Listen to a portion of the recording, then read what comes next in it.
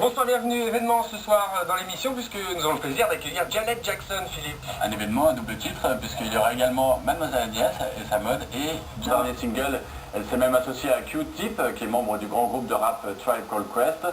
Montou donne un nouvel album qui s'appelle The Velvet Rope et qui sortira le 3 octobre. Et une star que nous avons le plaisir d'accueillir sur ce plateau, il s'agit de Janet Jackson.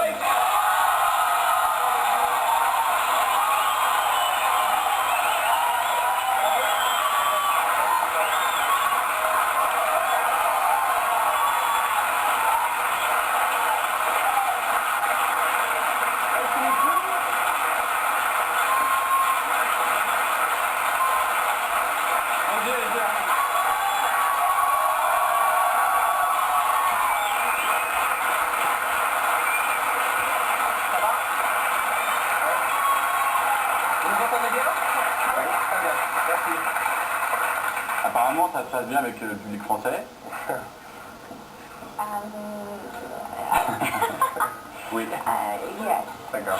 Alors, on parlait de ce nouvel album, votre nouvel album, qui va sortir en France le 3 octobre, dans une dizaine de jours. Il y a une variété de morceaux assez incroyable, on l'aime beaucoup, et vous l'annoncez comme votre album le plus personnel. Pour quelle raison? C'est sans aucun doute l'album le plus introspectif que j'ai jamais fait. Je m'examine moi-même, je m'y découvre aussi. Depuis 3 ou 4 ans. Et c'est pourquoi c'est à mon avis le plus intéressant, le plus introspectif. Je m'intéresse à ce qui se passe dans ma vie en ce moment et à tout ce que j'ai vécu en fait depuis mon dernier album. Il y a eu beaucoup de souffrances et il y a beaucoup d'autres choses. Alors, accoucher d'un album comme ça, c'est d'un côté une certaine prise de risque, et de l'autre côté, ça doit avoir un côté exaltant. Ça vous met dans quel état d'esprit? Beaucoup de gens m'ont dit que c'était très courageux de faire quelque chose comme ça. Ils trouvent que je prends un grand risque. Mais je vous l'ai dit, moi j'ai toujours écrit sur ce qui se passe dans ma vie. Et moi j'aime aider les autres. Lorsque je découvre quelque chose, j'essaye de le faire avec ma musique. J'aime donner, j'aime aider. Et c'est ce que je fais de mieux, la musique. Alors, pour ceux qui ont connu certaines des choses que j'ai connues, ou pour ceux qui connaissent certaines des choses que j'ai connues, eh bien j'espère leur apporter quelque chose et leur rendre la situation moins difficile, les aider en fait. Okay.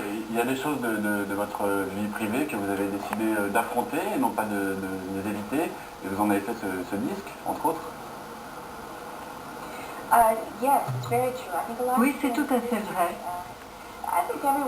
Dans ce métier, et partout d'ailleurs, tout le monde a connu des choses dont je parle dans mon album. Et dans ce métier, les gens pensent qu'il faut éviter les choses, qu'il faut pratiquer la fuite en avant, qu'il faut éviter les choses et pas se mettre face au public et se montrer tel qu'on est. Et moi, c'est ce que j'essaye de faire.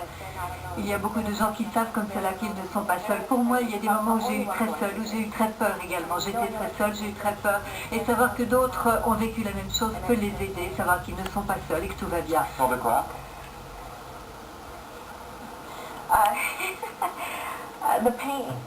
De la souffrance, de certaines souffrances que j'ai connues, des choses qui ont à voir avec mon enfance, avec mon adolescence, ma période plus adulte également. Alors j'ai eu cette tendance également à échapper, à vouloir m'échapper. Je n'ai jamais ce problème de drogue, ce problème d'alcoolisme. C'est un autre problème, un autre type de souffrance auquel il faut faire face, en plus des autres souffrances. Mais il y a beaucoup de gens qui cherchent à fuir dans l'alcool, dans la drogue. Alors j'éprouve le plus grand amour pour les gens qui font cela. Mais moi j'ai eu la chance de trouver d'autres voies. Ça ne marche plus pour moi. Vouloir m'échapper aux choses, cela ne me sert plus à rien. D'accord. Alors Janet Jackson, le portrait, François